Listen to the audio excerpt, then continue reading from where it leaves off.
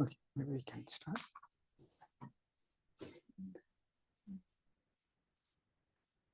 Should I go that side or this side?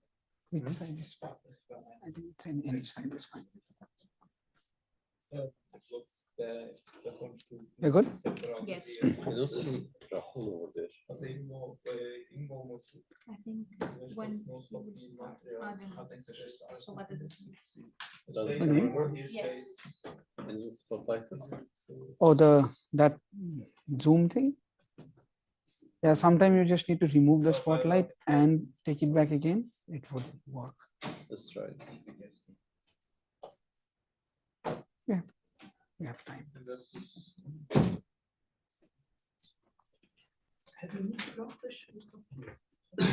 Maybe he also should start speaking, but also Should I? Hello, I'm testing. Okay. can you check YouTube?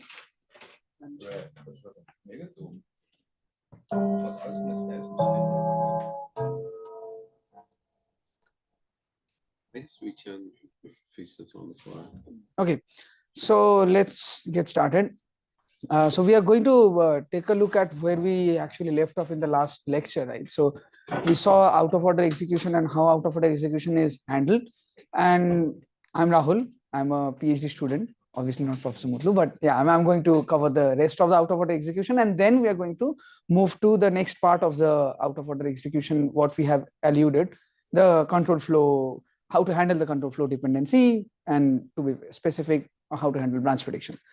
Okay, so before let's go forward. So as we recall, the out of order execution is essentially out of order, meaning that we are dispatching the instructions out of order, right? So the in order dispatch that we have already seen, the out of order dispatch essentially says that the key idea is that, okay, we are going to move the non-ready instructions whose registers are not, or the operands are not ready yet, from the independent ones, so that the independent ones can get scheduled and then they can get executed. So that's the idea, right?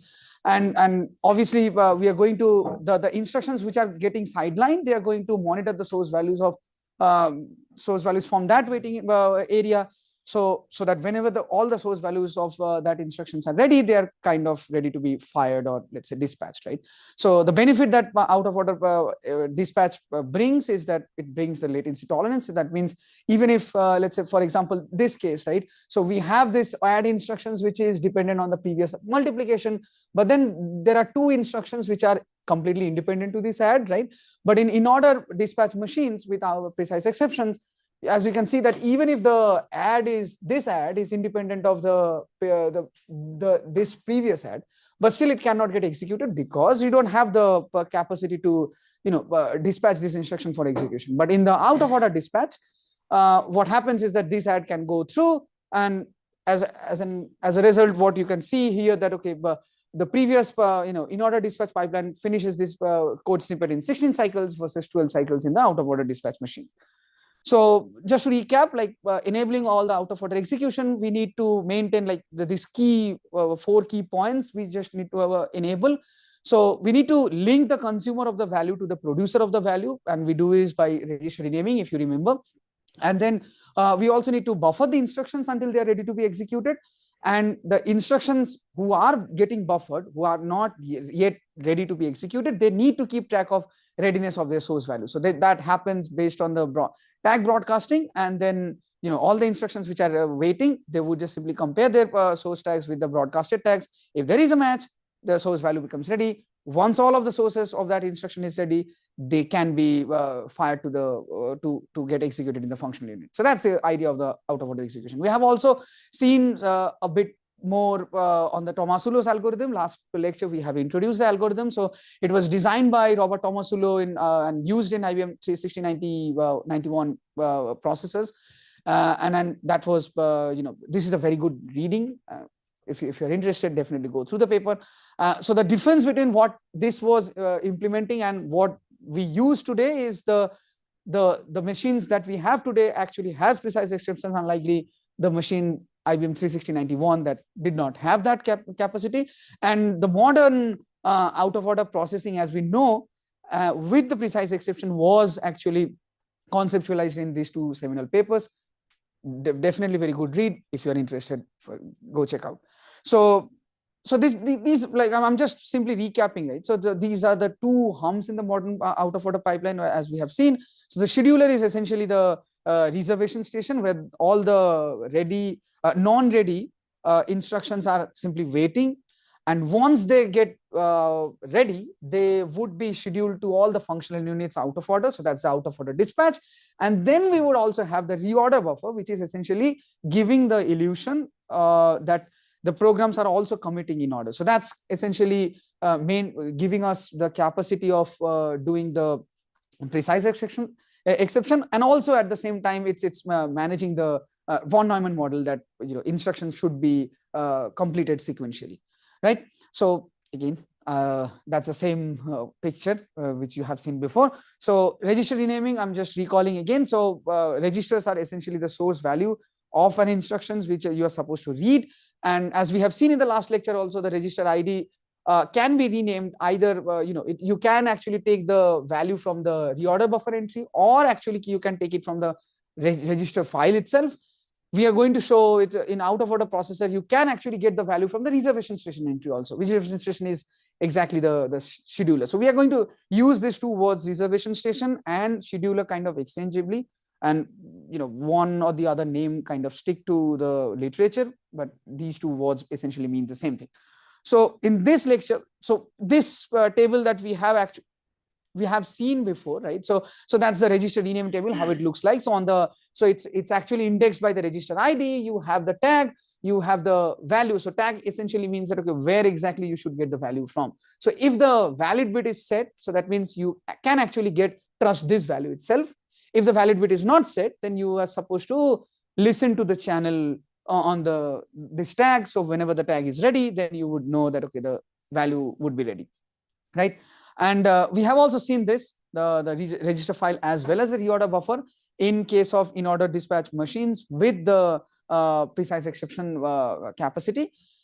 So for the sake of this lecture, we are going to start without the reorder buffer for now. And we are going to see and want to give you an example how exactly the out of order dispatch machine works, right?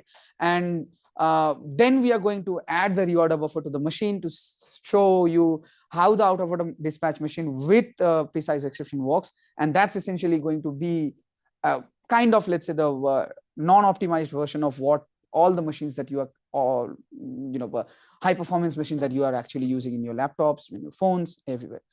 So let's start with the Tomasulo's algorithm. So Tomasulo's do we have any questions from previous lecture? Any doubts till now? Okay, so Tomasulo's, so then let's start with the Tomasulo's algorithm. Let's formalize it first, and then we are going to see an example. So Tomasulo's algorithm says that, okay, if the reservation station entry is available before renaming, the instruction and the renamed operands, meaning where should I get the data from? So the renamed operations, they are essentially inserted to the reservation station, and only this happens if the reservation station entry is available. So as you can see easily that reservation station entry itself can be a source of, let's say, resource dependence, which we have also discussed in the last lecture, right? So if, on top of Moore's law, we have kind of, always kept on increasing the number of reservation station entries. That essentially increases the throughput of the pipeline, helps increasing the throughput of the pipeline. But if this becomes a critical resource which you don't have available, then the pipeline again stalls, right? So there are works also which tries to eliminate, let's say, resource dependence from that specific part. Okay, so as I said, like if the reservation station entry is not available, then obviously you have to stall. There is nothing else we can do. But let's say your reservation station entry is there. So the instruction is actually waiting there. Instruction is not ready to be executed right now because either one or many of your source registers are not available. So then what happens to that instruction? It essentially starts listening to the common data bus. So the common data bus is, whenever one instruction gets executed, any other previous instruction gets executed, it would actually broadcast the tag to this common data bus. So the goal of the instructions which are in the reservation station is to just simply keep on listening to the bus, so that whenever that tag is going through that bus, you know that, okay, what's the value it's containing, and it immediately understands that, okay, if the tag is seen, you simply grab the value, you would understand that, okay, now this value is ready. Now, if all of your operands, I mean, both operands is essentially, x86 has like, 2 operands, but let's say if you have multiple operands and then all of your operands are ready, at that time, the instruction is ready to be executed. And then once the instruction kind of gets ready to be executed, then it would be dispatched. So that's the terminology that we are using. So the instruction is dispatched, or let's say scheduled, to the functional unit, and it would start its execution. Okay. Now, once this instruction, which was actually waiting in that function reservation station, when it starts execution, at some point of time, it would finish, right? So let's say it's an addition operation, it's a floating point division operation, whatnot, right? So after that specific latency, it's going to finish. Once the execution finishes, then it's going to again do the same thing. It's going to arbitrate the common data bus. Once the data bus becomes available, it's going to broadcast, and it's also going to update the value in the register table, and it's going to reclaim the rename tag. Okay, so let's give an example and a toy example of this program that we are going to simulate. As you can see, like, there are dependencies, right? So this is the R3 that this instruction is generating, and then R3 is getting used in this instruction. So there is a true flow dependence, right? And then there is also some other form of dependency, like this instruction is generating R10, which is getting used here. So that's also a flow dependence. And then this instruction has a dependency within itself, right? So it reads R5 and also writes R5. So that's something that we are going to see, like, how exactly it's happening. So let's assume that, okay, initially the register alias table is completely empty, right? So all the registers are valid. Let's say start from here, right? All the registers are valid. These are the values that essentially says that, okay, this register contains this value, right?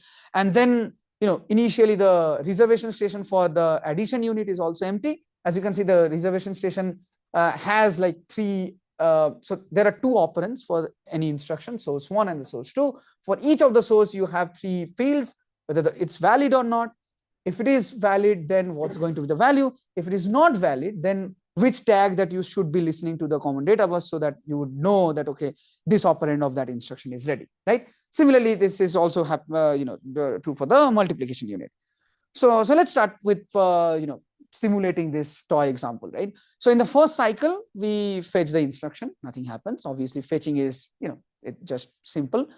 Now in the second cycle, the first instruction gets decoded. So once the instruction gets decoded, so it's a multiplication instruction, right? Why it's not coming up? Anyways, yeah. So it gets decoded. It understood that, okay, it's a multiplication operation. R1 and R2 are 2 of its source operands, and the destination operand is R3, right? So that's what we need to know. So then what we are checking that, okay, do we have a reservation entry available? It's a multiplication. Yes, we do have a reservation free RS entry. So then what we are going to do is that, okay, fine. So let's check the source register, check the register table, and see whether we can use the value. So what's the rename register would be? So R1, is R1 available? The answer is yes. So that means it's valid and the value is 1, right? Similarly, is R2 available?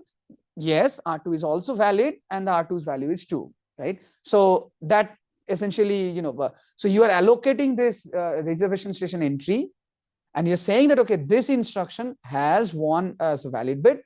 This source is valid and this source is also valid. So that means that this instruction is actually ready to be executed in the next cycle, right? All of its operands are ready. So now the last thing that is remaining is the R3, right? So the R3 is the destination register. So is R3 going to be, R3 was actually ready before, but now I'm actually producing R3. So you need to say that, oh, it's invalid now. If somebody wants to read R3, where it should go to reservation station X, right? So reservation station X is responsible for this. So we are actually using the RSID here, right? But technically you can actually use anything, right? So as long as you can, direct anyone who is reading this R3 as a source to that entry is game. So it doesn't have to be only X, but anything as a tag should work. Okay. So essentially what happens is that like R3 became renamed as X, right? So as I said, like multiplication, both the operands are ready, so it can be ready to execute. It can be fired in the next cycle. Okay, so now let's see in the third cycle what happened. So mul started execution, right? So E1, and then the second instruction, which is the add instruction, it started, decoding. So once we get decoded, so that's the execution. It started. It's going to take 6 cycles. That's the multiplication latency that we have actually shown in the previous lecture slide. Let's, we're sticking to the same latency graph. So it's going to take 6 cycles. So it's starting from cycle 3, so it's going to take 6 cycles and it's going to finish in cycle 9. Okay, so you're going to, like, not cycle 9, cycle 8, and you're going to see how it happens, what happens after it gets finished. Okay, so from second instruction's perspective, what happens? So R3 is the source. Wait a sec, what's happening? Yeah, so R3 is the source. So it immediately understood that, okay, R3. So what is R3? R3 is not valid, and I'm supposed to read the R3 from X, right? So you cannot do, like, one of its source operand already got this identification that it's not ready. Okay, so what's the second operand, which is R4? R4, yes, R4 is ready. So R4, we populated it here. Well, and then R5 is the destination. So R5, we actually renamed it, saying that, oh, if somebody wants R5, go and take it from reservation station entry A. And this is the addition operation. Okay, so that's why we are actually adding it over there. Okay, so now at that cycle, also the next instruction gets fetched. And now let's see what what happens in fourth cycle. Mul keeps on executing. Can this instruction execute the second instruction? Obviously not, because its operand is not available. So it just simply keeps on stalling. So as you can see, like, it immediately checks it. This logic itself acts as a locking, right? So it immediately understands that, okay, I cannot execute. So I'm just simply waiting. That instruction is waiting. And the second add gets decoded, and it's the animation takes a lot of time, but let's say, it's doing the same thing, right? So R2 is ready, so it gets the value 2. R6 is also ready, get the value 6, and your destination R7 gets renamed as 0, and where should you get it from? B. So that's that, right? But then this add, both of its operands are ready to be fired. So that means in the next cycle, this add can be executed. So immediately this reservation station, this logic made you understand that, okay, even if this add is next to one instruction which cannot be executed, but this one can be, because this is independent, right? So that's why it can go and execute itself. Okay, so the fourth add is a fourth instruction getting fetched, and then in the fifth cycle, multiplication keeps on happening. Add can still not go through. The second add is actually started execution. So that's going to take fourth cycle. So 5 plus 4 minus 1. So at eighth cycle, again, it's going to finish, and we are going to see what happens afterwards. Okay, so this instruction gets decoded. What happens is that, okay, it's an add instruction. So I do have a free RS entry. What's my source? R8 and R9, both of them are ready. So we populated it here. My destination is R10, so R10 cannot be ready yet. And who is supposed to get the data from? It's getting the data from C. Okay, so then again, this add can be executed because both of its source operands are ready. So in the next cycle, mul's executing still, add cannot. This second add is still executing. The third add can also execute. That's all the source operands are ready. And then let's say the multiplication now comes in. So what happens to this multiplication? It says that R7. So R7, who was R7? 0B. So I'm populated it 0B here. And who is R10? 0C. So that means none of its operands are actually ready. So it cannot obviously get fired. And it just simply needs to wait till both of its operands are ready.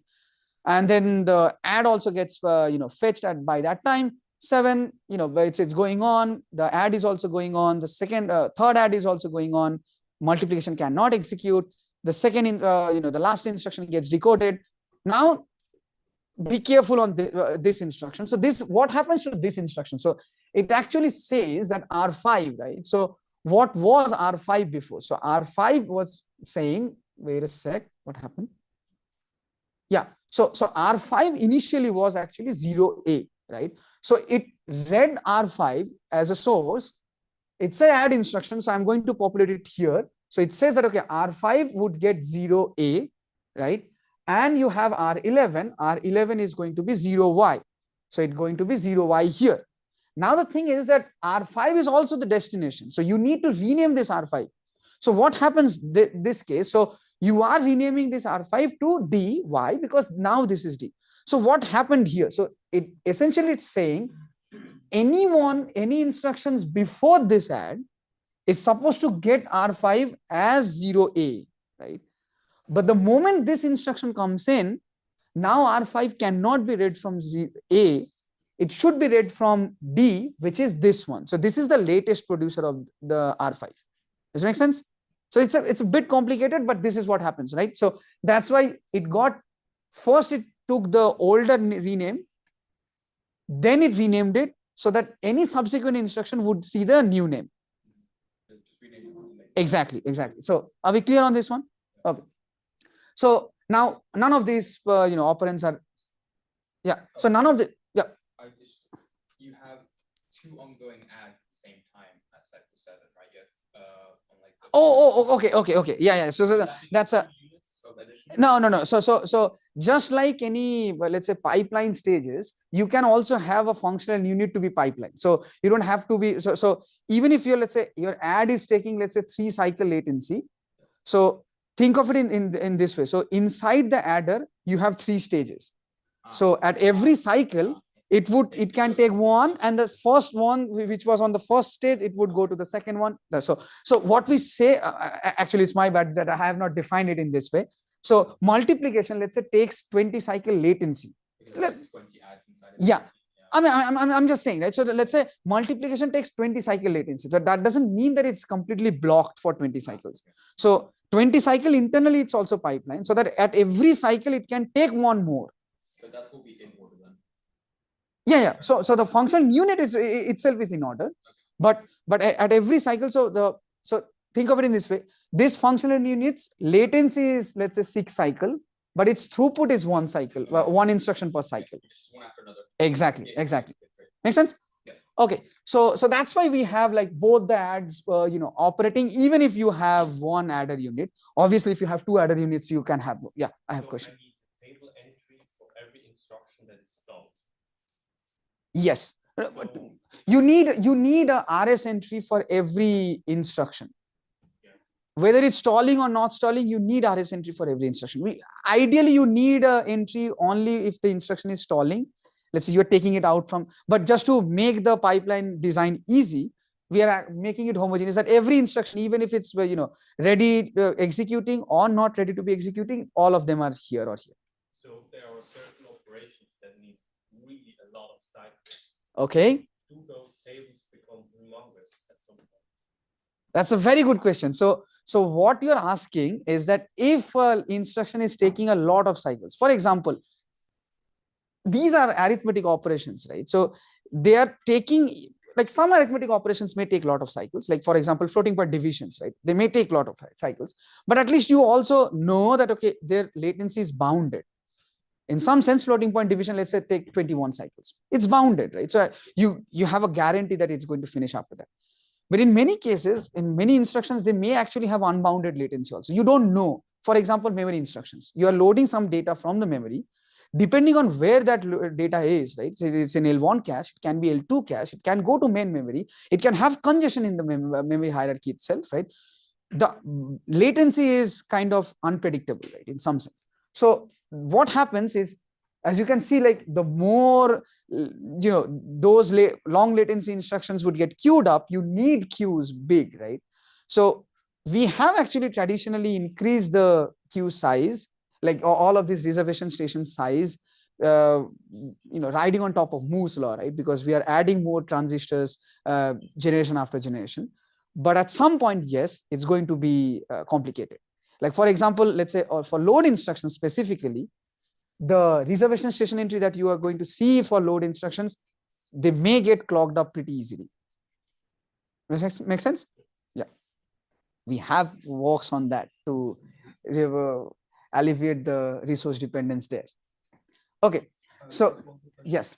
The tables, are they saved as caches or registers or memory? So uh, these are not going to be memory also. That would be way too much latency for switch. Yeah. So the at best there can be SRAM caches, but probably these things might not be also SRAM caches. They can be like pure registers also, Okay. like the fastest. Oh, it just can be. So Yeah. depending on architecture. Yeah. But they can be registers also, like the fastest form of memory, or maybe they can be SRAM, but definitely not below that. Yeah. Okay, so that's cycle 7. So as we have already discussed what happens. So now the thing is that cycle 8, E6 is finishing its execution, right? So that's, we already said that it's going to take 6 cycles. So what happens then? So E6 said that, okay, wait a sec. Okay, so E6 is saying that, okay, I have multiplied 1 with 2, which becomes 2. So then it's going to broadcast the tag X with the value 2. Okay, so what happens with the broadcast? So the broadcast goes there. So it says that, okay, it finds a match over here. So it finds a match over there. And it's going to keep on checking everywhere, right? So that's all the tag matches that are going to happen. And every place where it's going to see that same tag, it's just going to tell them that, okay, now you have the value should be this. So the value is 2, it's updated here, the value is 2 updated there is no other match. So that's that, right? So immediately when this happened, so you get to know that, okay, now A became ready. So A can be fired now. It's ready to execute. Okay. So then immediately, so at cycle 8, what other thing is also happening? So add in this add is also done, right? So it says that, okay, I'm going to add 2 with 6, that becomes 8. And so now again, what it's going to happen, it broadcasting the tag B. So it's a match over here. So it's invalid. So I'm going to update it here. I'm matching here, matching there, matching there. Oh, this is a match. So I'm going to update over here. There is no match otherwise. So that's that. So there are 2 matches, this place and that place. So I'm going to update. So this is going to be 8. That's going to be 8. And that's that. Okay. Okay. So that's this one. The next add is it's still continuing. And the multiplication can still not go on because the multiplication is this one. It's one of the operand is still not ready, and the last addition cannot still go through. And so now you can easily understand, right? So now this instruction is finishing. So this instruction is writing it back to the register file. Now, as I said, like that addition, which is the previous one, it actually got got the value in the previous cycle. So now it's ready to execute because both the operands are valid and both the values are ready. So it essentially goes fires in the execution unit. It starts its execution. This instruction is complete, and this instruction is also going to be complete. This add is going to be completed here. So this is that add. No, this one is getting completed. So that's C. C is adding 8 plus 9, which becomes 17. Again, it's going to do the same thing. It's going to broadcast the tag over here. It's going to broadcast the tag over there. It found out that, okay, there was a tag. So let me go back one more. So this was C over here and C was also over there. So it updated that, okay, it's going to be, 8 plus 9, that's 17. 17 gets updated here, 17 gets updated there. Okay. So you can do it by yourself now. So you can actually see that, okay, whenever they're getting ready to be executed, they're simply getting fired, right? So now in the next cycle, this add is keep on going. This add is finishing. This instruction also finished, and then this instruction started execution because both of its operand got ready before. Yes. What if many operations at the same time get ready for dispatch because one critical value is now has finished calculation? That's a very good question again. So think of it in this way. So let's say multiple instructions are actually waiting for some data to be coming from memory, right? The moment that critical instruction, which is coming from the memory, happened, now lots of things got waken up. So this is what we call waken up, right? So now they are getting executed file. So you have 2 options, not 2 options. So the correct option is that you need to now figure out a scheduling algorithm. So which one you need to fire. So there are lots of works in the literature that tries to identify critical instructions, right? So you are going to fire some instruction out of all the ready instructions, which are critical in some sense, right? So maybe you can think of it, okay, if there is a memory instruction that is already got ready, you probably need to fire that one because memory is unbounded and then it can take a long time, right? Or maybe you can also say that, okay, if you have another long latency instruction, maybe fire that one. Or you can come up with lots of heuristics, lots of algorithm, which essentially answers that question. So simply said, you can only fire one instruction. So it depends on how many functional units you have, right? Like if you have, let's say, 10 instructions ready, 2 of them are add, 5 of them are load, but you can only execute 3 load and 1 add. You can, yeah, per cycle. So you can only fire 1 add and 3 loads, something like that. Okay. More of a practical question. I Yes. guess, how many of these adders are usually present in modern CPU?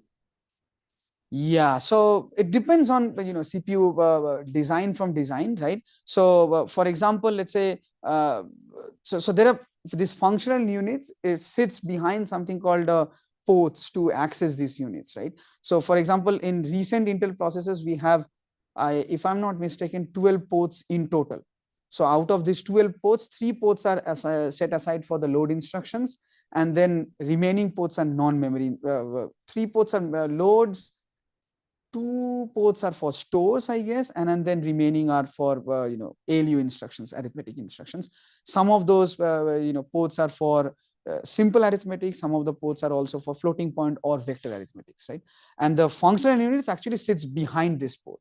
So that's how the architecture goes. I'll probably show, if time permits, I'll show one example of Intel. Yes. So how are so many, if you update the tab, how are so many reservation stations in that case parsed within one cycle? Exactly. So the question that you are alluding to is coming from this fact that if you have this much of search going on, so it's going to be energy intensive, right? It's also, you cannot probably scale it up also. So designers have gone through lots of tactics to make it work, right? So one easy tactics is to break it down.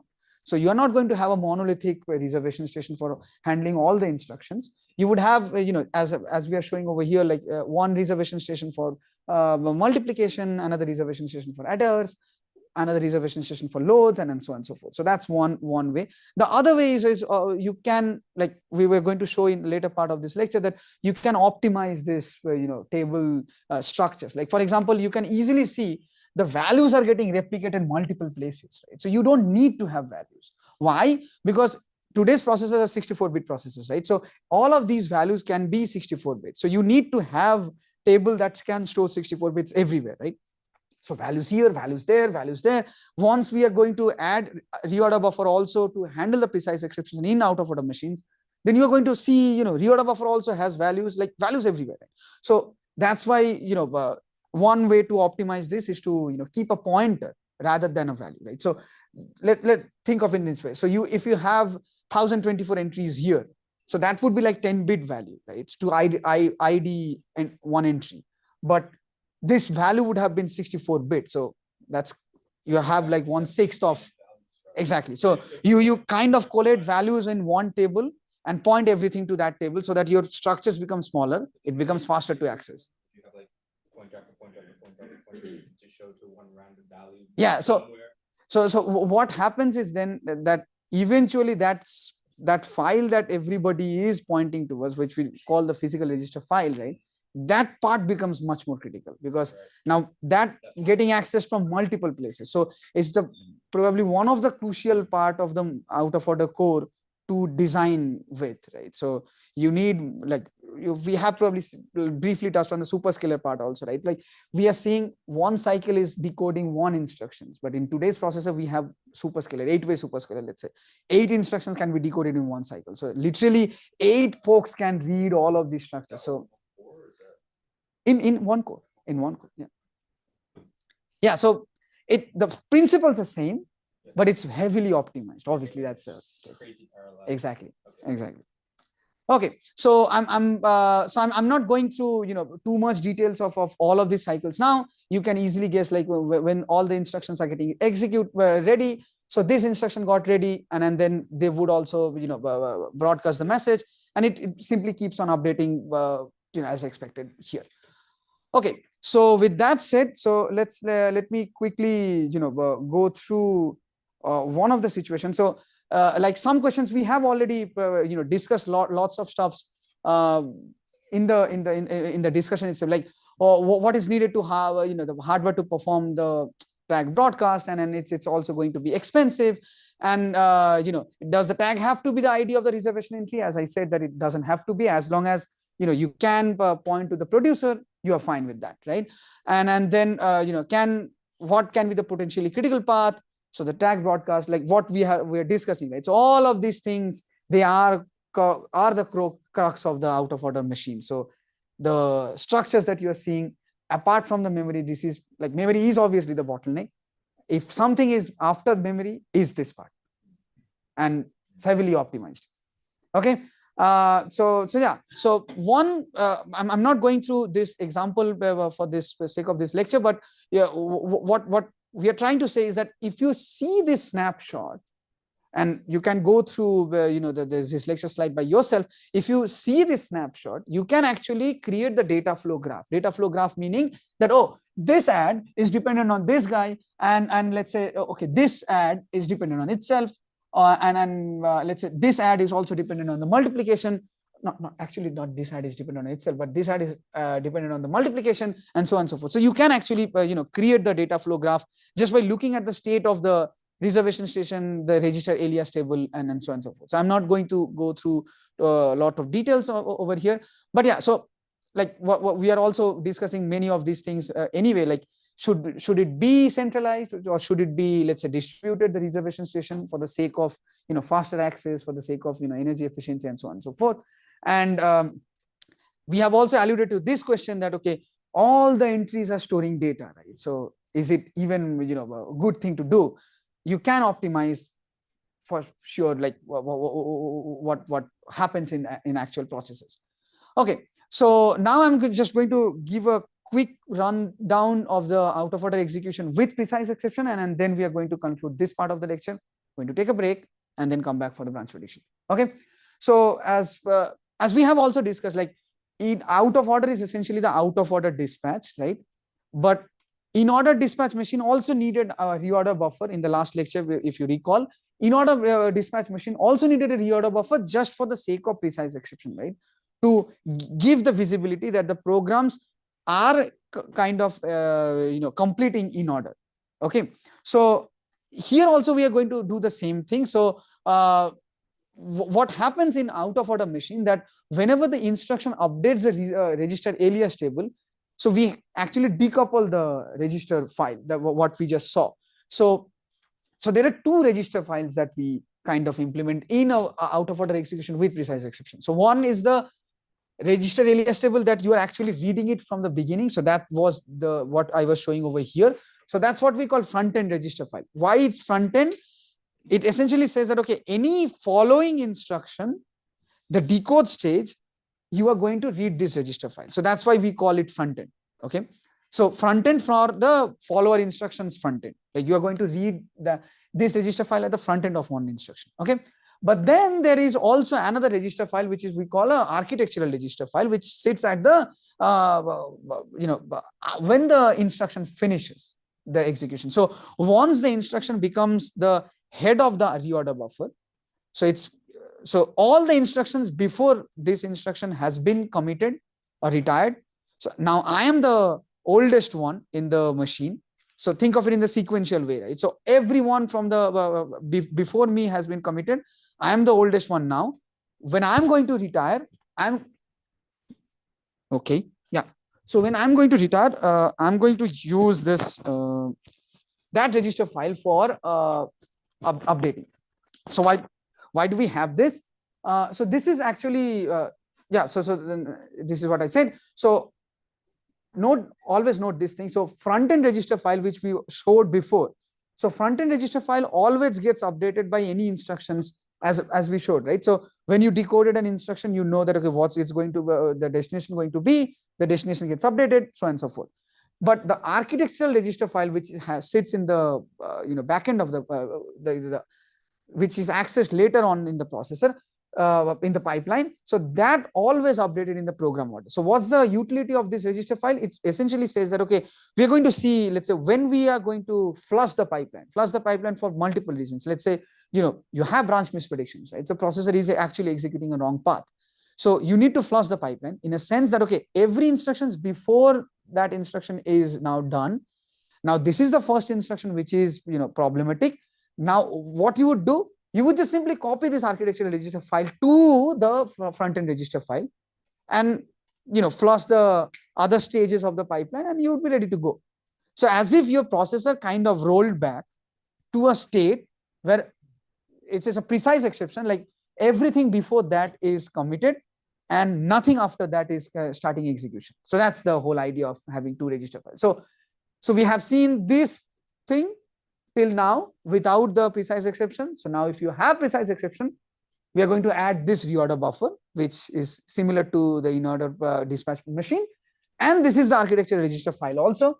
So what you're seeing here, that front-end register file has a valid bit, but there is no valid bit here. Why? Because at this stage, all the values that are in the architectural register file is going to be correct. So there is no speculative value, or there is no, let's say, value that it's yet not generated, because this register file is getting updated when the instruction producing these registers are already done. So they are ready to commit. So that point it is getting updated. So that's the exposed. So it's a checkpoint for the machine. Yeah. So you have a branch. Mm-hmm. Your computer assumes it's correct, goes through the entirety of its calculations.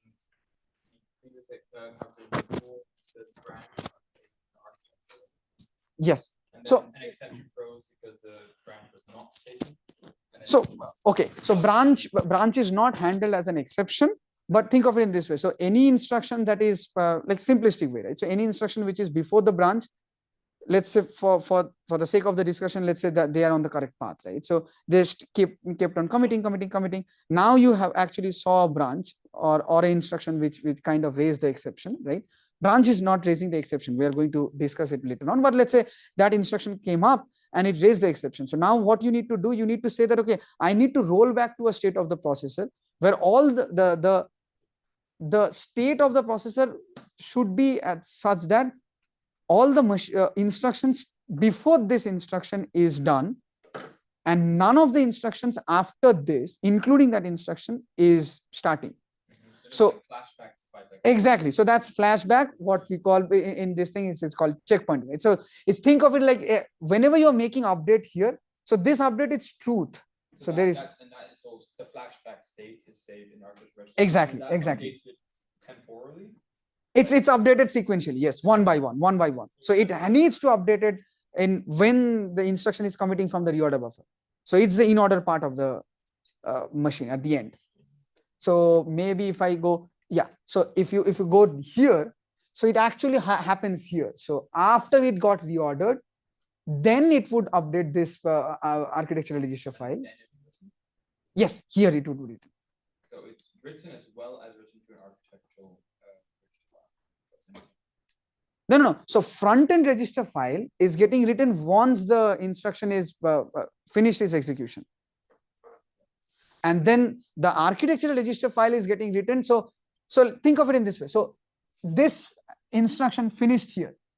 At this point, it would write the front-end register file, but it won't write the architectural register file till it comes here. Why? Because this guy needs to be reordered in such a way, right? Precise exception says that you cannot commit this instruction, or let's say, think of it in this way. So if the longer one was there and the smaller one was later, so smaller one finished before. So can you update the architectural register file like that? No. So you need to wait. You need to wait till it happens in order. So why we are waiting? Because you need a guarantee of precisionness, right? So everything before that is done. I'm pretty sure about that. None of the thing after it, I'm going to re-execute. Okay. So the entire state before is already updated. Exactly. To the front-end register. Exactly. So the entire state, so the architectural register is essentially saying that whenever you go into a panic mode that you need to roll back the system, right? you can just simply copy this to that, and flush all the pipeline, and then you restart from the instruction that you created the problem, you would be fine. Because everything before that is already done. It was already reflected here. None of the thing after that, you are anyway restating this thing. Does it make sense? Oh wait, so the front-end register file, this is what our CPU uses. So both the things are inside the CPU. Both the things are inside the CPU. So front-end register file is getting updated and read out of order, right? So whenever an instruction completed execution, it updated here. Whenever instruction getting decoded, updated here, everything, right? But the architectural register file never gets updated out of order. It would only get updated. Exactly. So it's, think of it in this way, that this always keeps on checkpointing, like as if you are doing a debug in VS Code, right? So one step you would actually say this, not this. But as soon as something's written to memory, then the architecture file will also just like shift down, right? Yes. That latest or one line, you are going to say this. Completely ignore that Yes. point. So think of it, this is like a programmer visible thing. Yeah. This won't be ever visible to programmers. That's a whole other extra storage now at the end of these characters. Yes. Okay, because that's the part. Because I was getting confused. If it was Why is something it that's not named backend? Well, I mean, we are not calling it backend either. It's just calling architectural register, and this is the front end register it's just the file. backup disk. Yeah. Yes. Okay. So now if you have, let's say, reorder buffer also, and then the RS, this is what the machine looks like, and that's that. Okay. So I'm going to just finish this lecture by just showing this thing. So this is Intel Lion Core processor, which is pretty state of the art from Intel side, right? So that came out, I think, sometime last year, or maybe sometime around this. So what you're seeing here over here is the following. So that's the reorder buffer you have. This you need a better eyesight. So that's the reorder buffer. What's supposed to reorder the instructions, and that essentially responsible for committing instructions in order, what we just showed. And then to answer your question, right, that the register files are also getting bigger and bigger as we discussed, right?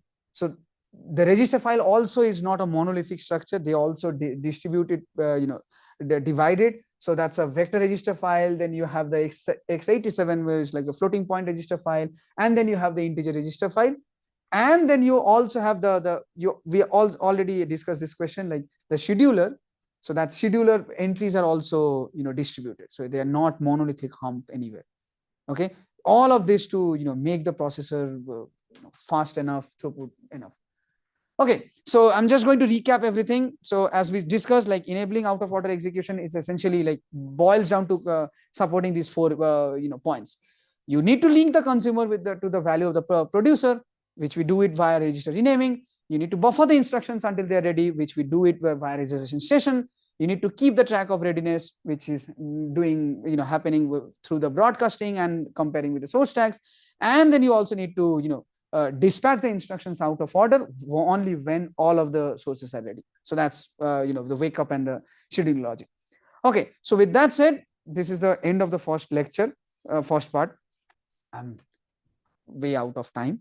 Okay, so let's take a 10 minutes break, and let's come back by 3:10, and we can start from there. Not 3:10, let's say 3:12, and we can start from there.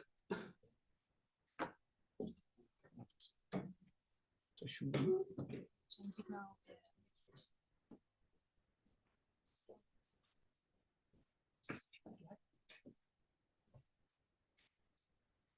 This was supposed to be 30 minutes.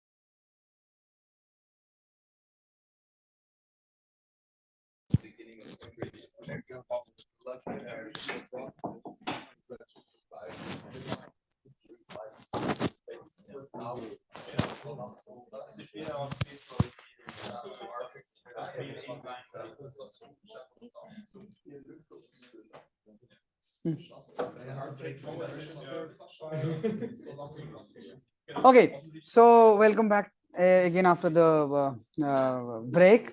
So now we are going to see other part of the high performance processor design. It's a quintessential part, and this is the fundamental part of, let's say, design, which is branch prediction. So so the course of this lecture, I'm probably going to motivate that that this is probably one of the most quintessential part to focus on designing any high performance processor, and you literally cannot have a high performance processor if you don't design this. Okay, so let's see.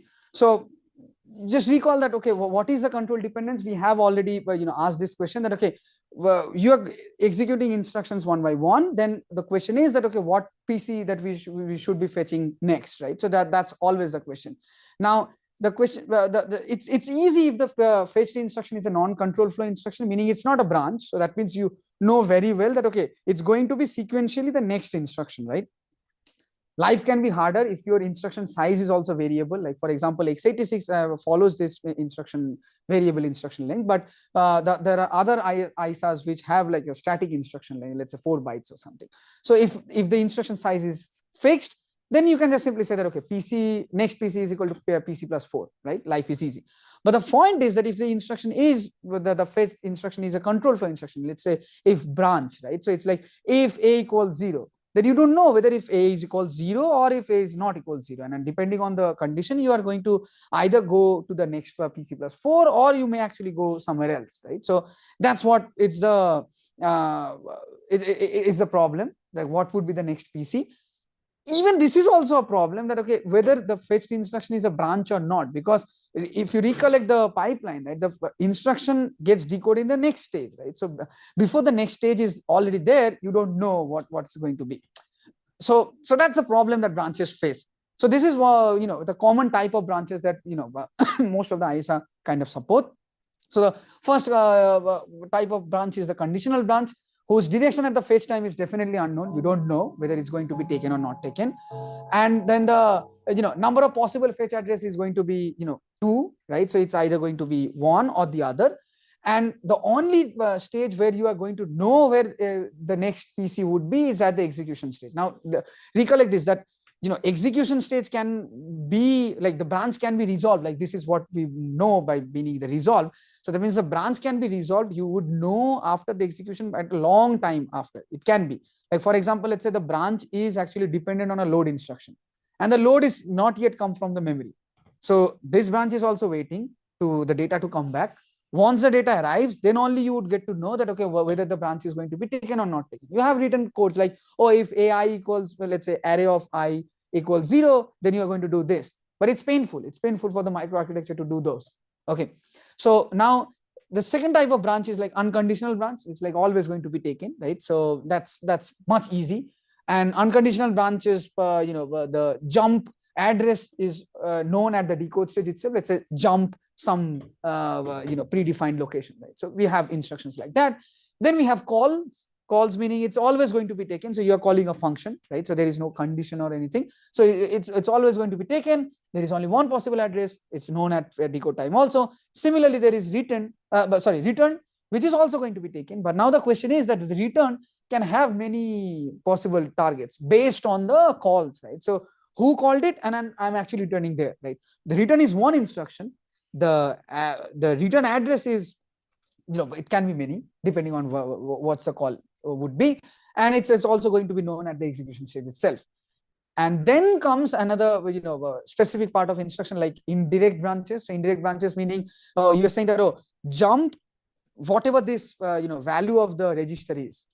So whatever the content of the register, treat it as a let's say treat it as a address, jump there. So when it happens, so think of, you have probably used switch cases, right? So switch this variable, condition 1, condition 2, condition 3. It's actually not a if else clause. It becomes a indirect branch. And indirect branch are if you actually make it direct branch, you may like if you make it conditional branch, you may actually see better performance, may. But if it is indirect branch, then it becomes like, oh, you are loading some data into a register and you are saying that, okay, whatever the content of the register, you are just going to jump there. So that's an indirect branch. It's going to be always taken, but where you are actually going to be jumped to, it's depending on the the condition itself, and that's also going to be known at execution time. Okay, so obvious, it's very obvious that different branches are typically handled differently, and so on and so forth. Now the question is that we know that we have to keep the pipeline fed always with the instructions, right? So if we see a branch instruction, how exactly we are going to feed the pipeline, the next instruction? So there are some potential solutions. Obviously, one solution is that stall the pipeline. Okay, I'm not going to do anything wrong, but till the next address is known, stall it, and you can easily guess that this is not going to be the best performing one. Another obvious answer would be that, okay, let's guess the next fetch address, right? So that's the whole course of this lecture is going to be. And then there are other possibilities also, like branch delay slot. So it has been used in some older processors which probably did not go well. And then this is also a very interesting possibility, fine grained multi-threading. You can always keep jumping on with the different threads, and then you can always you can also try to eliminate the control flow instructions using predicated execution. And this is also a very intuitive, but many oftentimes it's not that easy to do. Like if you're unsure, execute everything, right? So taken path, not taken path, that's called multipath execution. Okay, so stall the pipeline. If we do go on like this, what happens then? So let's see a very basic example, right? So think of it in this way, that it's not, this is a control. So this example, let's say that, okay, you are not even burdened with the predicting the direction. So you know that it's always going to be taken. So what happens in that case also? So when this is a branch instruction, let's say. So when this branch instruction gets decoded, you are not going to know where the next address is unless it's get decoded, right? So at least this cycle would be a bubble. You cannot fetch this instruction at here. You can only fetch this instruction here. So even if there is no burden of predicting the direction, even if a always taken branch would have 50% of the throughput, right? So at every alternate cycle, you are actually missing. So that's a problem, right? So as I said, like stalling probably doesn't work. And if you have, let's say, conditions and blah blah blah, life would be messy. So then the next best thing is we are going to predict the possible target. So now before going to the branch prediction, I just need to motivate like why branch prediction is a very critical, crucial issue for designing a out of order processor. So this is let's consider this thing that control flow instructions are let's say 1 every 5 instructions, 1 every 4 instructions are control flow, and that's a very good estimate. Now always so the problem is that the next fetch address after a control flow instruction is not determined after n cycles in a pipeline processor. So now the question is, what is n, right? So that it actually everything boils down to n. Now n is essentially the minimum branch resolution latency. That means the minimum latency that you have to so that's the latency between the branch is fetched and the branch is executed, right? So that's the minimum. Now consider this, that n can be really large if the branch is also dependent on some other instructions which they themselves are not finished, right? So it can kind of get a hidden exposed behind a dependency chain. Now the question is that if we are wasting for this n cycles and we don't know what actually to do at that time, in a superscalar processor we can actually fetch W instructions every cycle, right? So technically what is happening is that every branch misprediction, you are actually wasting n cross W number of instruction slots, right? So now how important that is? So let's use it for some example. So let's assume that n is 20 pipeline stages. I mean, which is very I mean, modern processors may actually exercise even more pipeline stages than 20. But let's start with this for the sake of easiness. And then W is the superscalar width, which is, let's say, 5 instructions per cycle. You can fetch, decode, execute, everything. Okay. Now, assume also that one out of 5 instructions is a branch. So that means every 5 instruction block ends with a branch, right? Now, also assume that, okay, if we have 500 instructions, how much time it's going to take? Okay. So now if we have, let's say, 100% accuracy, so that means out of 500 instructions, we can actually fetch, decode, execute 5 instructions per cycle. So that's going to be 100 cycles, no brainer. Okay. So now there is no cycles that we have wasted. So the IPC, which is instruction per cycle, is going to be 500 instructions in 100 cycles. So that's 5. Okay. So now let's say 99% accuracy. It's a good accuracy, right? 99% is like pretty damn good accuracy. So what happens then? So you have 100 cycles. You have to execute in the correct path. Why? Because you have 500 instructions to execute in 5 per cycle. So definitely you have to execute 100 cycles for sure. But now you have 99% accuracy. That means out of 100 branches, there is only one branch that you have mispredicted. So for that one branch, you actually got to know what it's going to be after 20 cycles. So that means 20 cycles you have actually wasted to do something wrong. So this is when those architectural checkpoints come into picture. So when you actually got to know something, then you have to go back. You wasted this 20 cycles, right? So that what happens then? That means you are actually completing this program in 120 cycles. So that means 20% extra instructions are getting fetched, which IPC is boiling down to, I don't know, 5.1.2. It's going to be probably 3, 4-ish kind of. Okay. So, okay, it's not bad. I mean, we started from 5, we came to 4. It's okay. So let's go to 90% accuracy. If you do the same math, 100 cycles on the correct path, 20, 10 branches got wrong. So 20, cycles each. So that's 300 cycles. Your IPC is becoming 1.6, right? So we are already tanking. Now, if you go even 60, like 90% is not even a bad accuracy. So, but if you go to 60% accuracy, and then consider this, like 60% is still better than a random chance, right? So if you go to 60% accuracy, then what you have seeing is that entirety of it is taking 900 cycles. So which means that it's 800% extra instructions you are fetching, and then your IPC tank below 1. So it's really problematic that even a small change in the accuracy can either boost your performance really high, or you tank your performance really drastically. So that's the crucial part of the branch prediction problem. Okay, so that's the whole. I hope that I can motivate, and it's a very fascinating topic to be, in my opinion. Yes. Okay, so this is a pictorial example. I'm not going to go through too much of the details, but as what we're trying to show here is that if you don't have branch prediction, then all of these cycles essentially you are not going to fetch anything. And if you have a branch prediction, let's say it's a correct branch prediction, you can actually fetch this thing in 8 cycles. So even if a very small program like this, you can see there is benefit.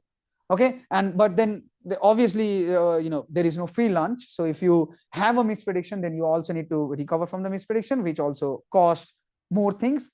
But the whole ball game is to stay on the positive side rather than going on the negative side. So we are going to make a prediction as best as possible so that we don't tank performance eventually. Okay, so let's start with the simplistic version.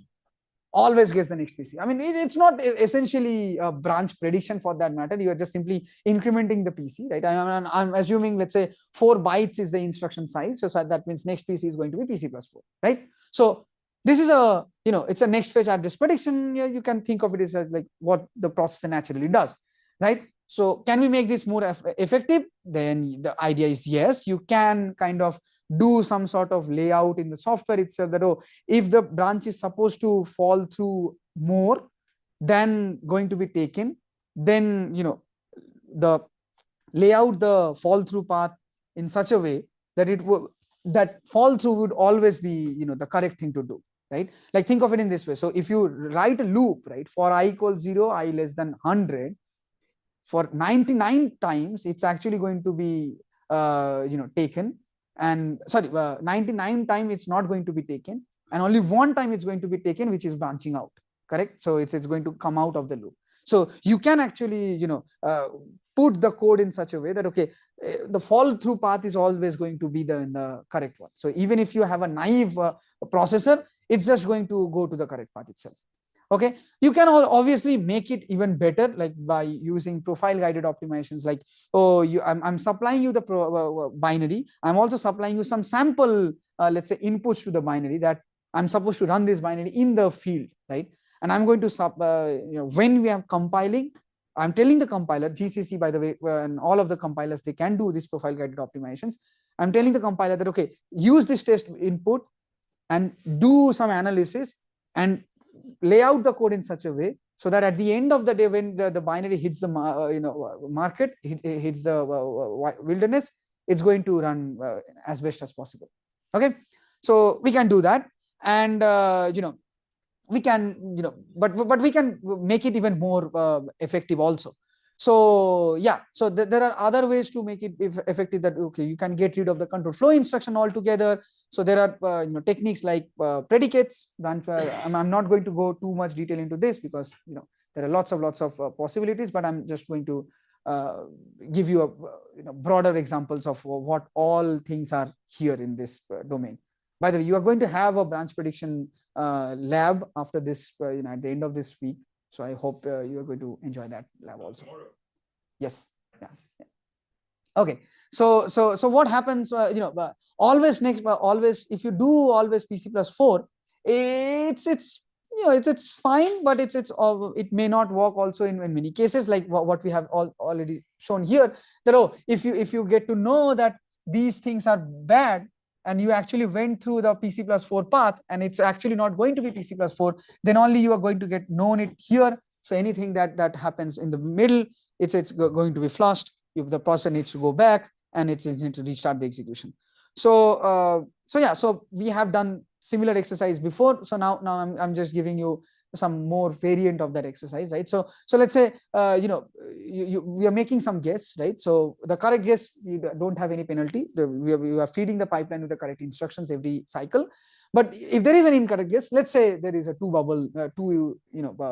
cycles bubble, right? So you have to go back and then restart. So you lost 2 cycles.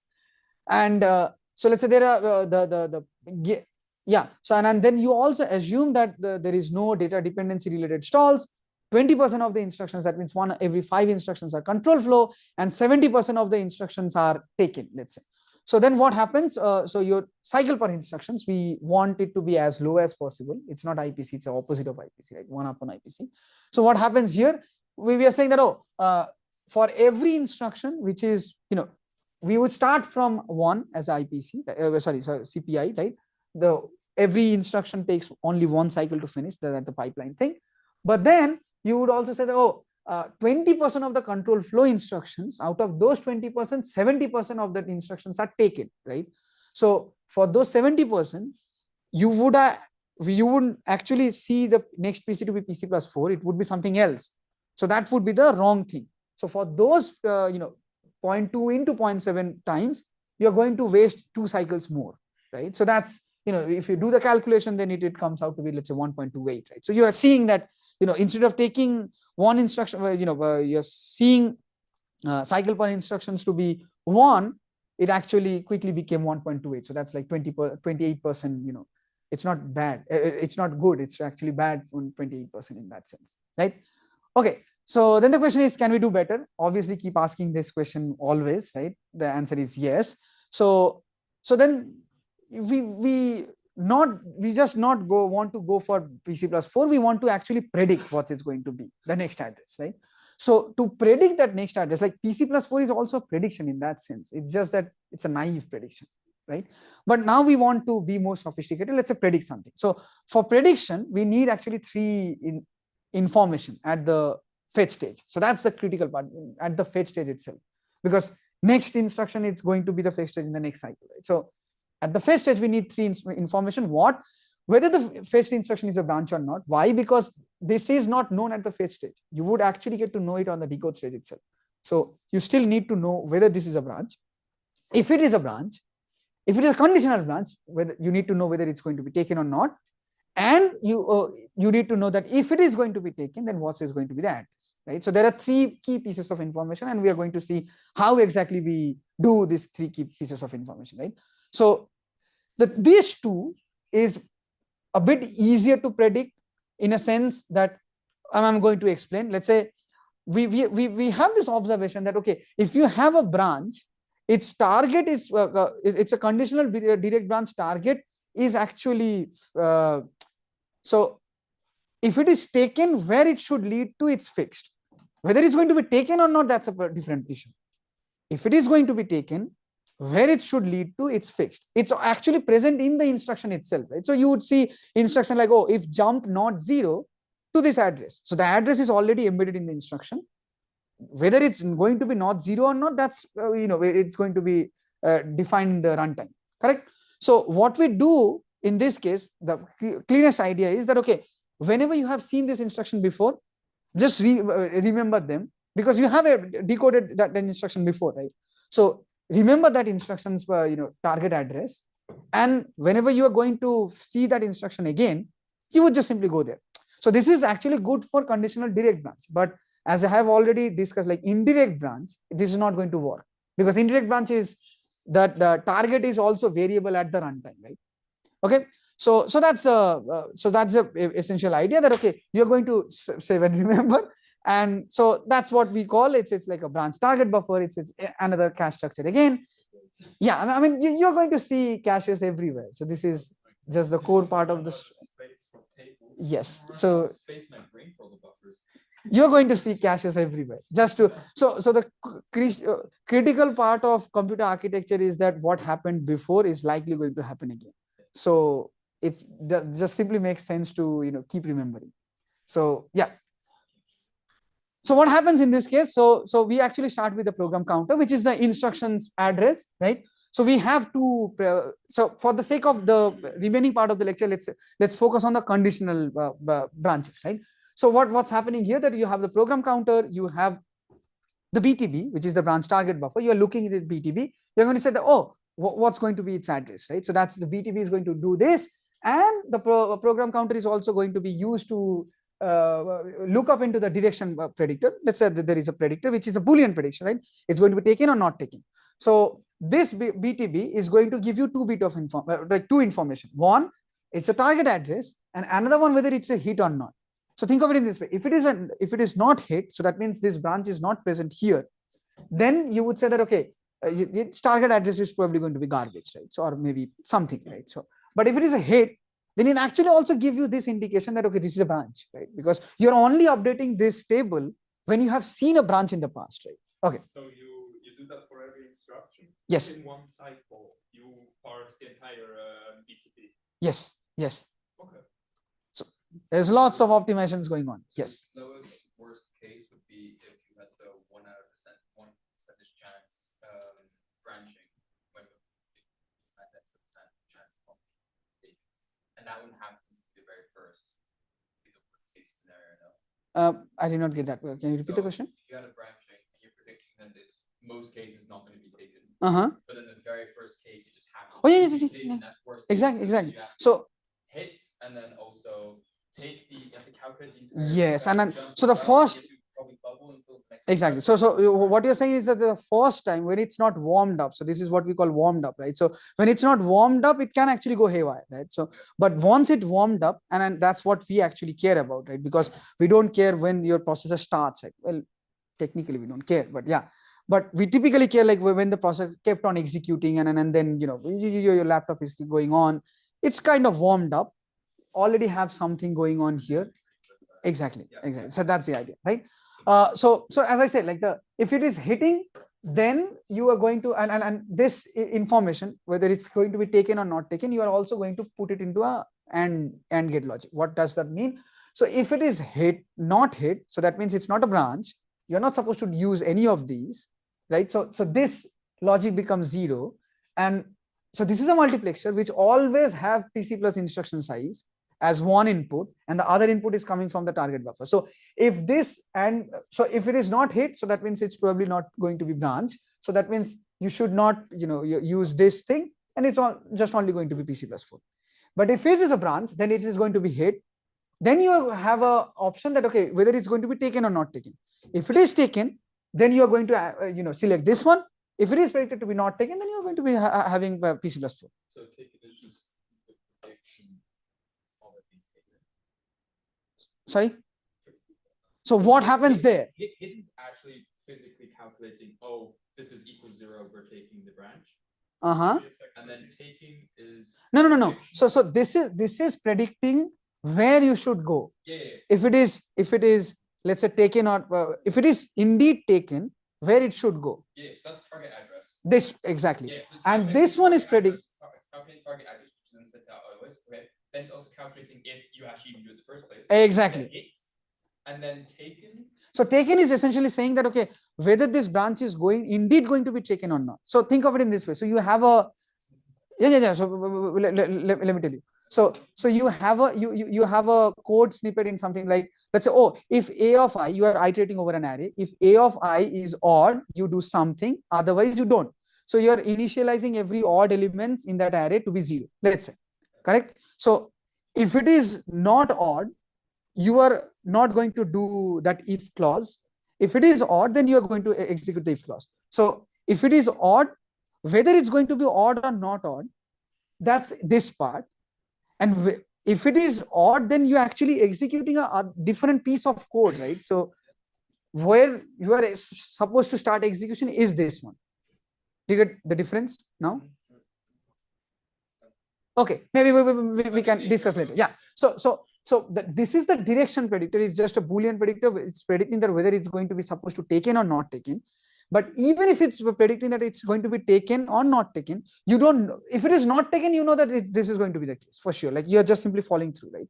But if it is taken, it can be actually going to somewhere else, right? Like I say, you have a big if clause and then you have a else clause. So if it is not taken, then you actually need to go. If it is taken, then you fall through. But if it is not taken, you need to jump somewhere, right? So that somewhere is coming from here.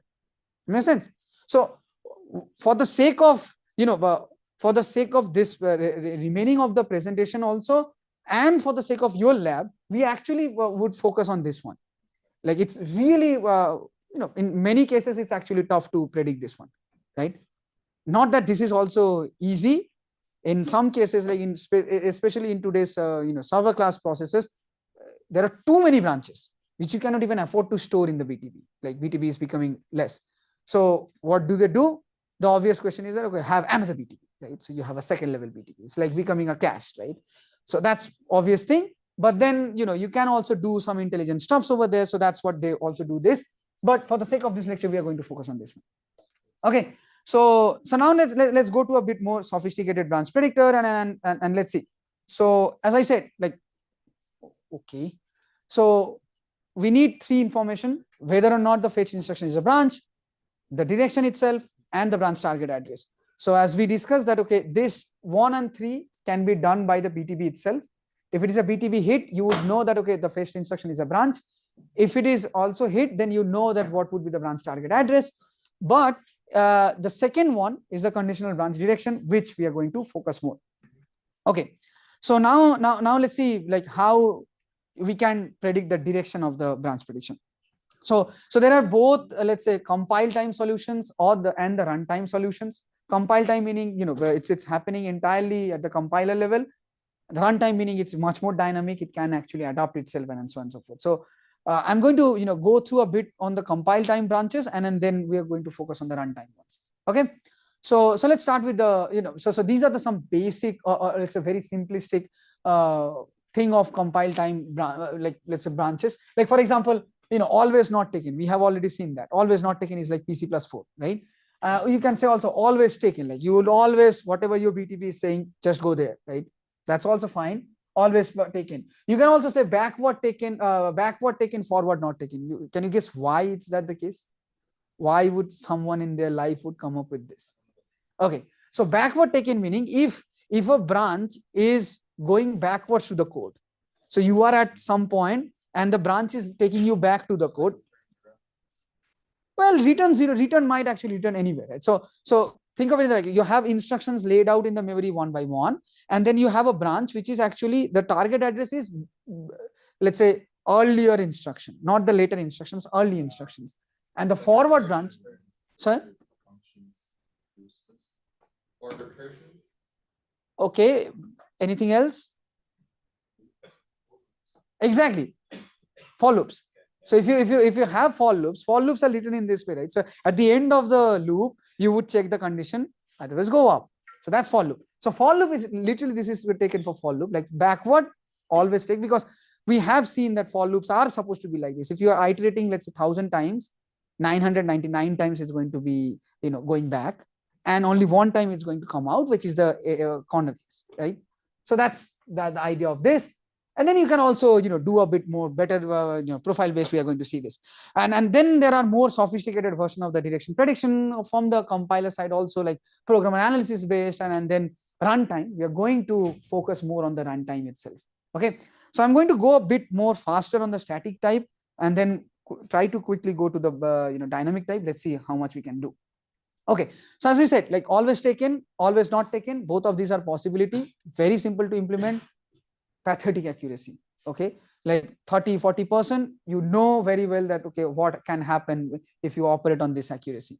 Okay, so but then again, like compiler can do some sort of code layout optimization so that always not taken gets a preference, and so on and so forth. But that's it's something. But then always taken is there again, like there is no direction prediction, right? Like you're literally saying that, okay, whatever your BTP is saying, just go there, right? So it's like as if you're assuming that everything is taken. But guess what? It's actually better than always not taken. Why? Because more often than not, the way that we as a programmer write code, the branch is written in such a way that it's actually going to be taken. So, but again, it's like take it with a pinch of salt. It depends on the code to code, but it kind of behaves more better than what always not taken is supposed to do. But then again, like as we said, like the backward branches, loop branches are all like usually taken, right? So if it is less than 0, go back. So it's a backward should be always taken. So that's the whole idea. But then we discussed already this, that the backward branch is essentially the target address is the numerically lower than the branch PC itself. And then we also discussed this backward taken, forward not taken, which is coming from the loop itself. Okay, so we can do a bit more sophisticated, like we can go for profile based meaning like the compiler, as I said, like you give some inputs, reference input to the compiler is supposed to determine the likely direction of the branch, right? And then you can, instead of having a very global generic view of the rules, like, oh, if it is a backward branch taken, forward branch not taken, you can actually do a bit more sophisticated. It's a per branch you can go, like per branch prediction. So how it happens? So compiler kind of guesses whether this branch is going to be taken or not in the field, just looking at the sample inputs that you are providing. And then compiler would actually annotate the instruction itself that, oh, this is the jump not 0 instruction, and I am predicting it to be not taken in the field. So you would add that one bit of instruction in the ISA itself. So as you can easily say that, okay, it requires a bit in the ISA itself, right? So it's not transparent in that sense. So ISA needs to support this situation, right? But then compiler can do this to some extent, obviously not for always. But then if you have some behaving branch like this, which is very much dynamic in the end, right? So there is no statically fixed behavior coming from that branch, right? So let's say, oh, it's always true, and then taken on and always not taken. Or let's say if it is just simply oscillating, right? So then if you are just simply going to say that, okay, it's going, I'm just tagging that branch to be always taking, or I'm tagging that branch to be always not taken, none of this is going to work, right? But you can clearly see that there is pattern, but static compiler based methods cannot do this. Why? Because it's just simple static things, right? So as we said, like and also this is another problem, right? So the accuracy depends on the representativeness of the profile input set, right? So let's say you are supposed to run a huge humongous game in the end, right? But then you are just simply you're profiling your binary with a very small game, right? It doesn't make sense, right? So you need to also give it a very representative version of the input, so that's why it can work. Okay, so and then we have let's say static branch prediction, program based also. program based meaning you are going to analyze the program itself, and we can come up with some heuristics on the program analysis to determine some sort of this statically predicted direction. So let me give you some example of what do I mean by this. So let's say here is some heuristic that we analyzed from program. Okay, so it's an opcode heuristic. It says that predict branch less than 0. If the branch is of this type, then predict this branch to be not taken. Why? Because we have written codes in like this. Oh, if the knob value of this is negative, then don't enable this part of the code. If the knob value of this is minus 200, so that means this part of code is disabled, right? So what we as a programmer, the way that we write the programs in general, it says that okay, if there is a branch less than 0 type of code, more often than not it's actually not taken. Okay, so that's kind of like a very heuristic. Again, you can easily assume that it's a very crude heuristic, right? You can easily write a code that kind of breaks down these rules, and that's obviously true. Then similarly, there is one another loop heuristic also, that if there is a branch which is guarding a loop, right? So you have a branch which says that okay, if that's going to be taken, then you are going to execute the loop, otherwise not. Then it's better to, and this heuristic, this paper actually says that okay, then it's better to predict that that branch is going to be taken. Why? Because they have found out that your programs are written in such a way that you would actually execute the loop in general, not specific to the workloads at that time, but in general, that's what they say. But obviously, as I keep on saying, that these things are very much dependent on the programs, and this is like a 30 years. Wow. Yeah. So you can see that 30 years, all of these heuristics might not actually hold also. So yeah, and then this is another heuristic. Like if it is a pointer or floating point comparisons, then you predict they are not going to be equal. Like why it would be, let's say, for example, let's say, oh, you are doing a linked list traversal, right? And then you're trying to find a key in that linked list. So more often than not, you are actually not going to find the linked list, and only one place you are going to find the linked list, it's going to end there. So if there is a pointer or let's say FP comparisons going on, FP comparisons also make sense. Like you're comparing two floating point values, what are the odds that those floating point values are going to be same? More often than not, they are not going to be same, right? So that's kind of all the heuristics that they have come up with, right? So once they have understood these heuristics are fed into the compiler itself, right? So the compiler are going to do this forever, right? So it does not require the profiling, so that's a benefit. But then the question is that heuristics might not be representative at today's time. It might not be good also for the today's time, but then also at the same time, it needs ISA support, so you need to add that bits over there, blah blah blah. Okay, so I'm going to skip this other type of branch prediction, static branch prediction, which is a programmer-based branch prediction. It's programmer themselves can also annotate this one, so that's the whole point. But with that said, so let's go quickly to the dynamic type of branch prediction. So I'm just going to go quickly in the next 10 minutes to give some idea on the dynamic branch prediction which you are going to implement in the lab, and that's what going to form the base. So okay, so what the dynamic branch prediction is, it's happening in the runtime, it's not happening in the compiler. Okay, so the advantages are that the prediction is based on the history of the branch. So there is no statically fixed hints in the compiler itself. So however the branch is behaving at the runtime, you are going to predict in that way. So by that adaptation, it can actually adapt to the dynamic changes in the behavioral changes in the branch. And then obviously you don't need to have any static profiling. With that, you don't need to have any ISA changes. Everything becomes transparent under the hood. But then the disadvantages are you need additional hardware. As you will see, like we will keep on increasing the complexity of the hardware more than ever, right? So the easiest way of doing a dynamic branch prediction is the last time predictor. So last time predictor, as it says that okay, whatever the branch has been done last time, it's going to do the same again, right? So if it is happening like this, so you can easily guess that there are, let's say, 20 branch outcomes written over here. So you won't predict anything for this guy, but then you are going to predict all of this as taken, which is correct. and you would mispredict for this guy because last time it was T, this time it's not taken, so you would mispredict for this one, but then all of them would be correct. So 2 out of the entire 20 would be incorrect. So that's the 90% accuracy, right? Life is easy, it's good. We are going somewhere, right? But then the question is that, but what happens, let's say, this sort of case, right? So it's oscillating, T, NT, T, NT, 0% accuracy. You cannot just simply do this, okay? So what happens in this case, this sort of branch, the last time? So what we do is the following.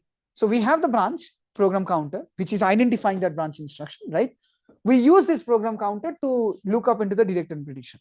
Let's forget about this part for now, because this is just a cache, right? So we use this branch predictor to, program counter to look up into the direction predictor. The direction predictor is actually remembering one bit of information, what happened to this branch last time. So it would just simply look up.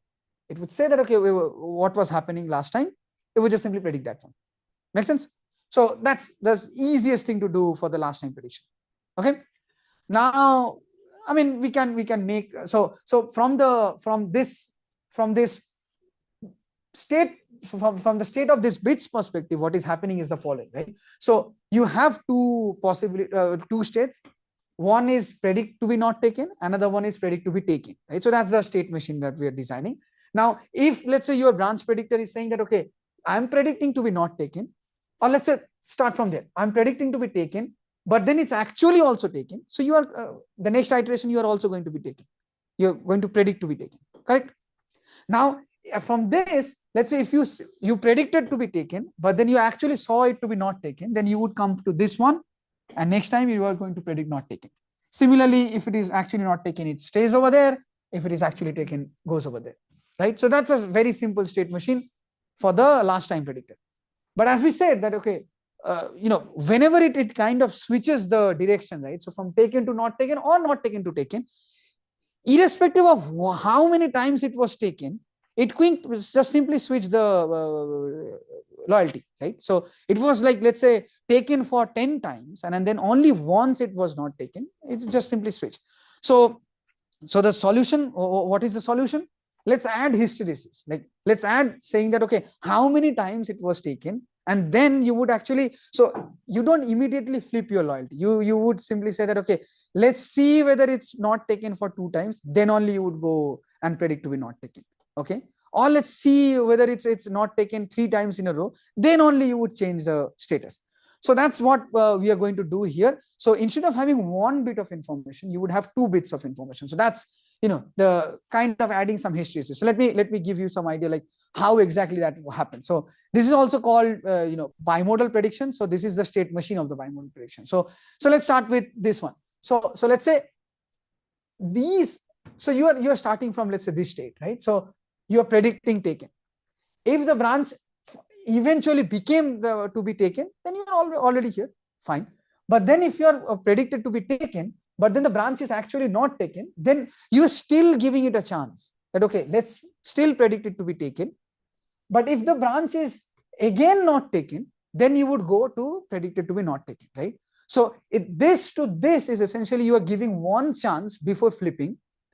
This to this again you are giving your flip, but then you can again come back if you see 1 change, right?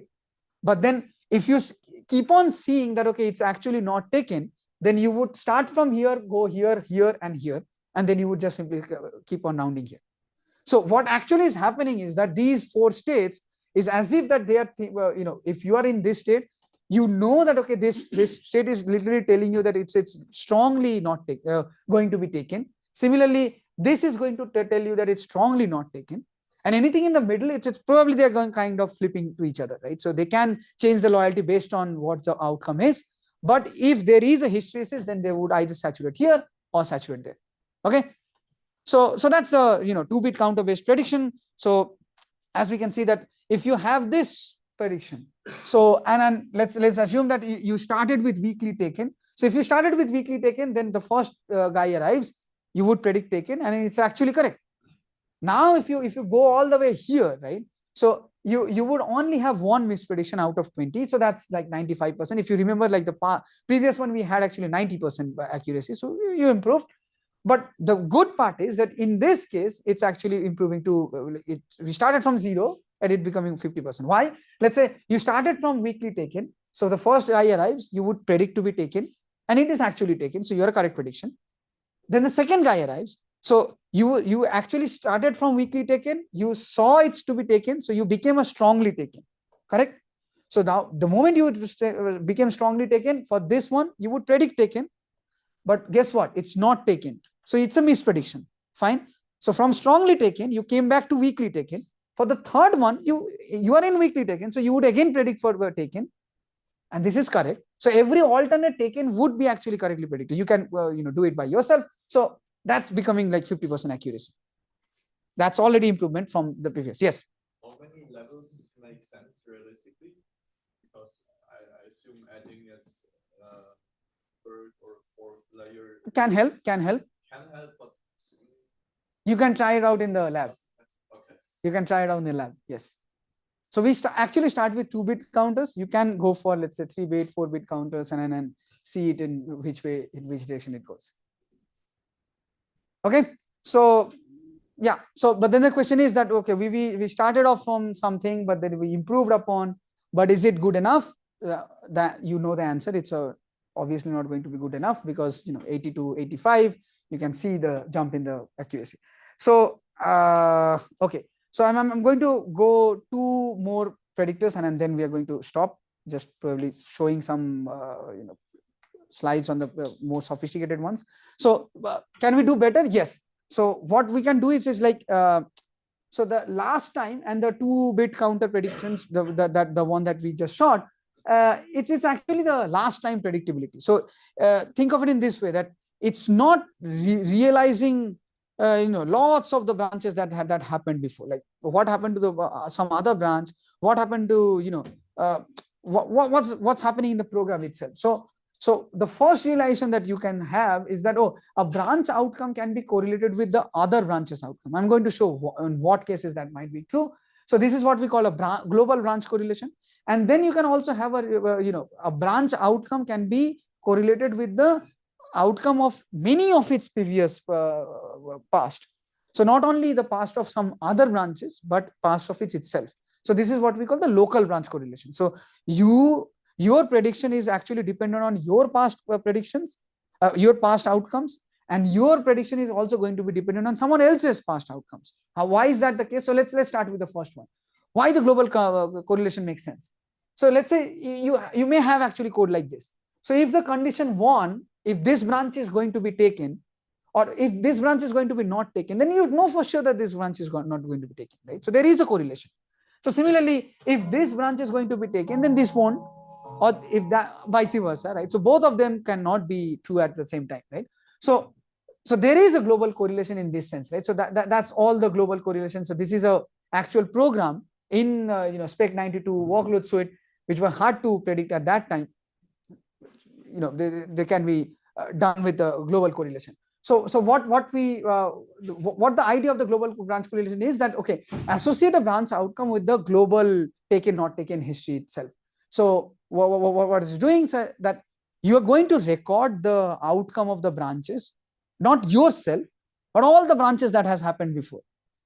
You see a branch, you're going to update a register, then saying that, okay, I have seen taken branch, another taken branch, another not taken branch, and I arrived here. Now I'm going to make some prediction. So that's what the implementation is going to look like.